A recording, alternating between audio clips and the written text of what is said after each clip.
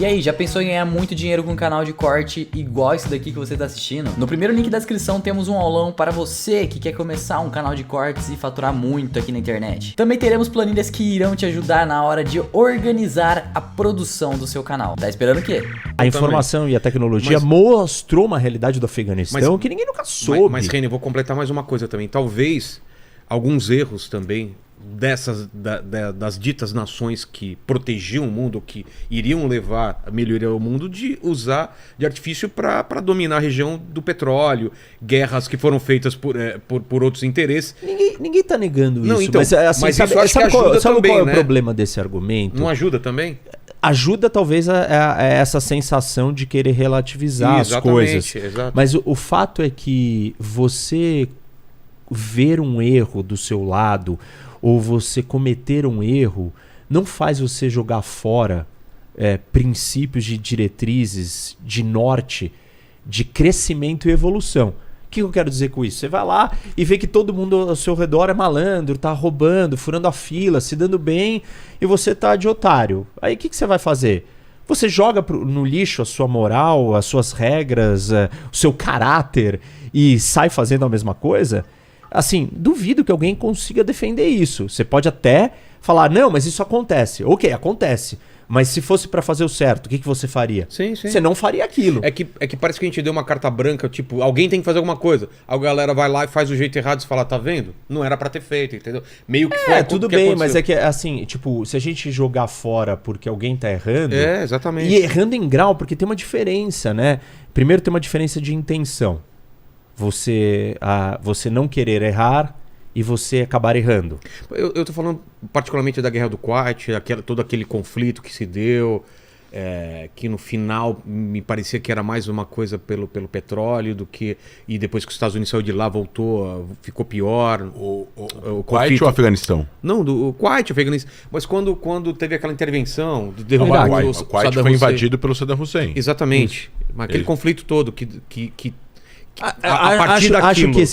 Acho que o exemplo do que você quer dizer, ele funciona melhor com a guerra do Iraque, que é a segunda guerra do Iraque, Sim, que não é a guerra do Golfo. A guerra do Golfo, a justificativa foi maior, tanto que é a maior intervenção militar da história da humanidade, aonde o maior número de países entraram junto. Sim. Ou seja, tipo, o Iraque foi lá com o Saddam Hussein e invadiu o Kuwait.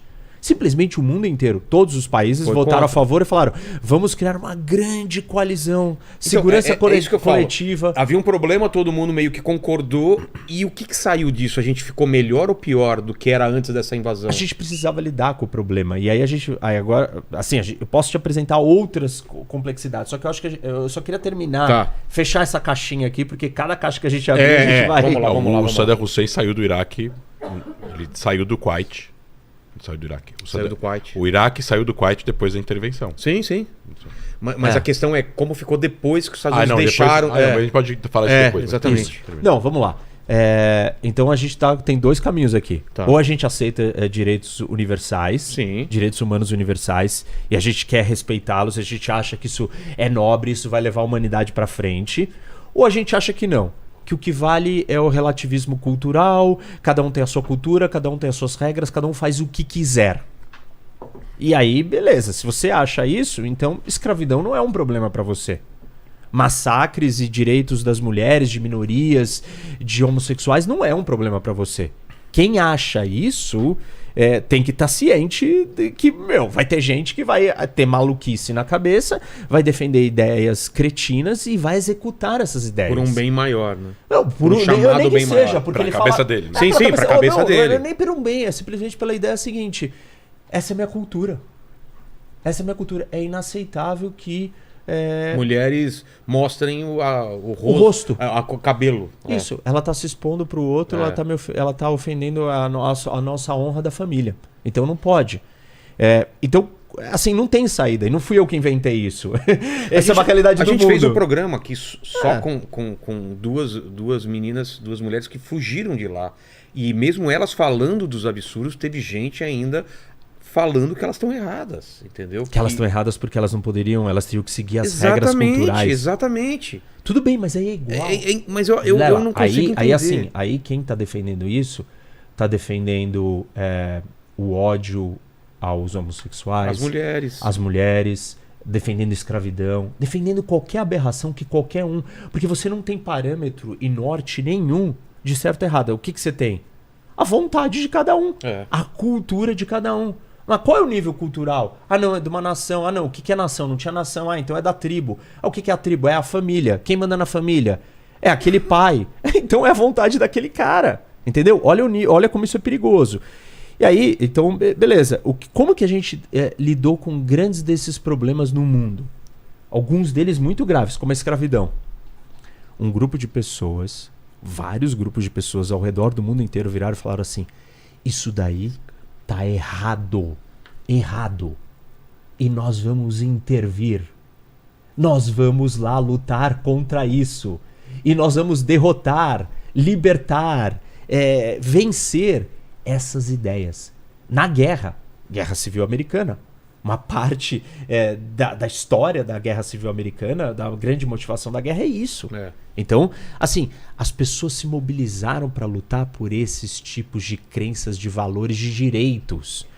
Ir lá e intervir em algum lugar para você lutar pelo que você acha que é certo, do ponto de vista moral, não estou falando do prático, aí tem os outros problemas que a gente vai endereçar, mas do ponto de vista lógico, né, da concepção, faz sentido. Afinal de contas, foi assim que a humanidade evoluiu. Gente lutando contra ideias atrasadas.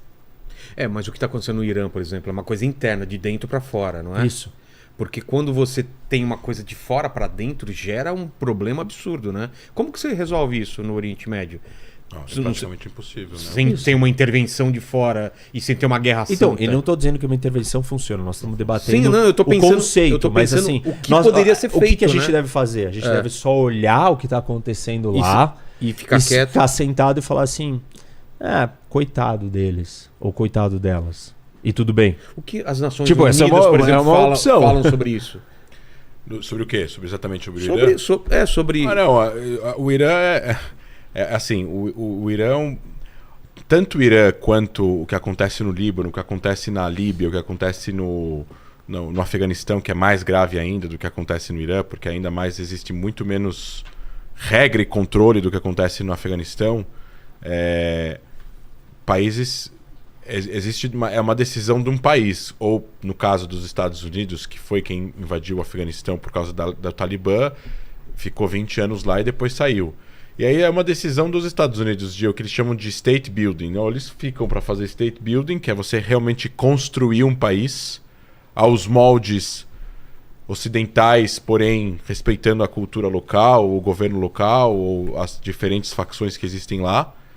E aí tem uma série de ganhos e uma série de prejuízos. Os ganhos é porque, no fim das contas, um poder como os Estados Unidos no Afeganistão fazem com que a população fique mais livre.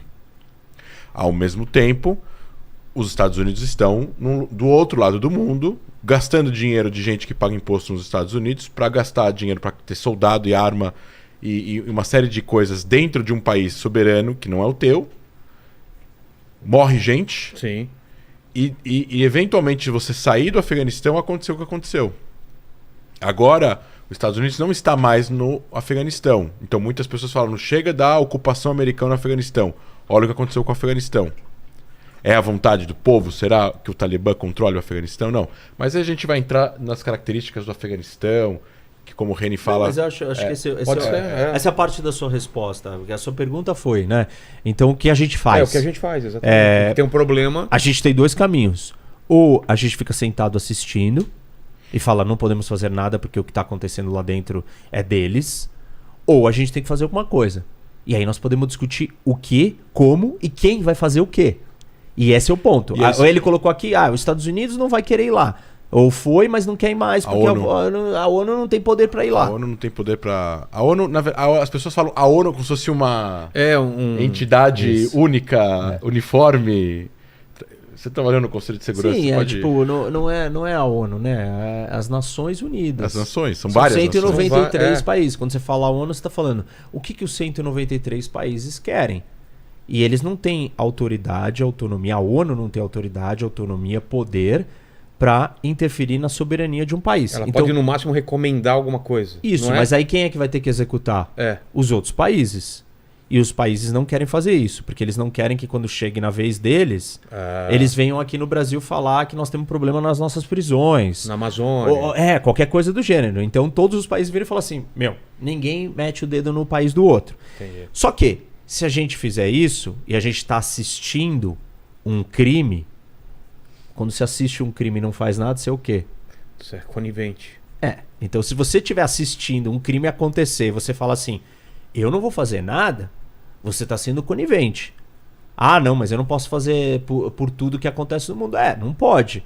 Mas a sua consciência, a consciência do mundo, talvez alguém possa fazer alguma coisa. E não é que se você precisa ir lá e fazer, mas você tem que defender a ideia, ou não, de se fazer alguma coisa. Por isso que eu acho muito interessante esse conceito do sentido de países solidários ou países não solidários. Existem países que é inerente da cultura do país ou da sociedade que compõe esse país de serem solidários e de fazerem coisas nitidamente porque querem um mundo melhor. Porque no fim das contas, países é composto de pessoas e pessoas compõem governos. Sim. Né? Tem uma frase que eu escutei há uns anos atrás de uma pessoa que falou assim, de um líder político mundial que falou países agem única e exclusivamente por interesse nacional. Ponto final. Quem falou isso foi o Putin. E dá pra ver o que ele está fazendo. Olha a inabilidade do mundo de fazer alguma coisa perante o que está acontecendo. Por quê? Porque a Rússia é um poder atômico, gigantesco, com reservas e com armas, etc, etc. Então o mundo em volta fica sem... Não tem muito que o mundo possa fazer a não ser ajudar a Ucrânia. Ajudar mandando arma, mandando avião, aí vai a Finlândia agora e entra para a OTAN. Então, e aí tem consequências para a Rússia que pode desgastar até o Putin morrer de infarto ou alguma coisa acontecer dentro da Rússia. Mas ninguém vai atacar Moscou com uma arma atômica. Ninguém.